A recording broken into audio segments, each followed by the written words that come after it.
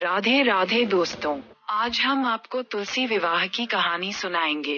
एक बार शिव ने अपने तेज को समुद्र में फेंक दिया था। उससे एक महातेजस्वी बालक ने जन्म लिया। ये बालक आगे चलकर जलंधर के नाम से पराक्रमी दैत्य राजा बना। इसकी राजधानी का नाम जलंधर नगरी था।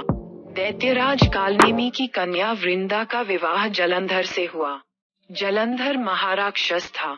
अपनी सत्ता के मद में चूर उसने माता लक्ष्मी को पाने की कामना से युद्ध किया, परंतु समुद्र से ही उत्पन्न होने के कारण माता लक्ष्मी ने उसे अपने भाई के रूप में स्वीकार किया। वहां से पराजित होकर वह देवी पार्वती को पाने की लालसा से कैलाश पर्वत पर गया।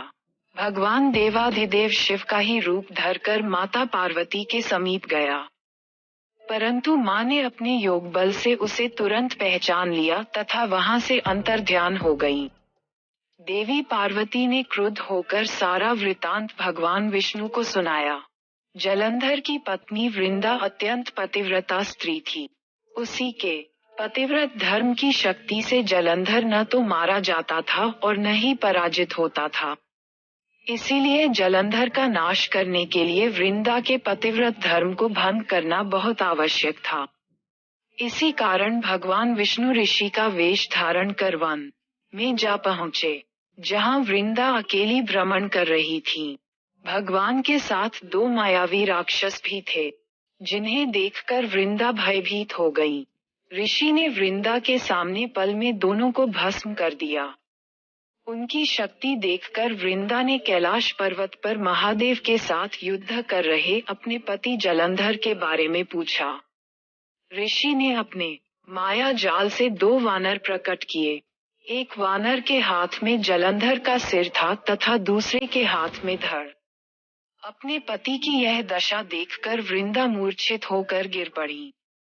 होश में आने पर उन्होंने ऋषि रूपी भगवान से विनती की कि वह उसके पति को जीवित करें।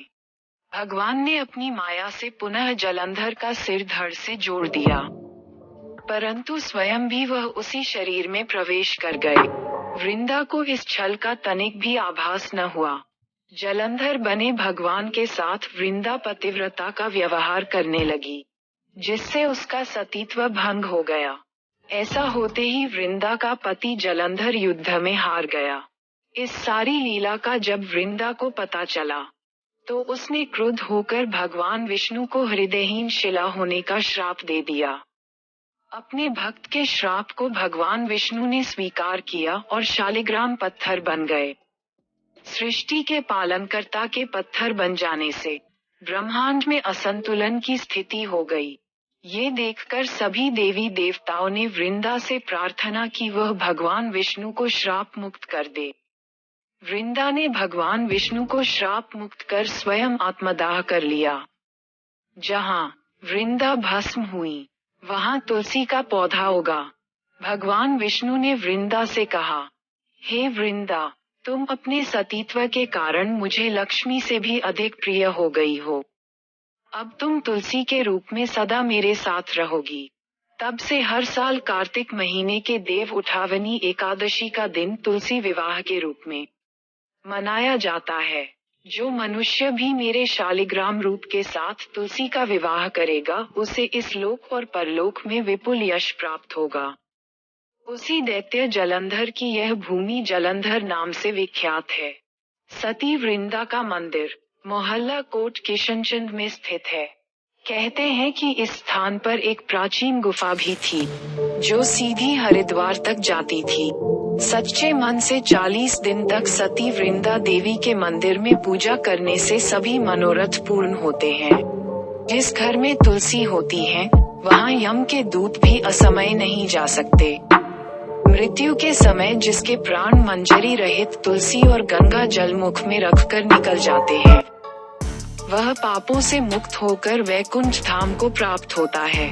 जो मनुष्य तुलसी व आंवलों की छाया में अपने पितरों का श्राद्ध करता है, उसके पितर मोक्ष को प्राप्त हो जाते हैं। तो दोस्तों, ये थे कुछ बहुत जरूरी पूजा के नियम।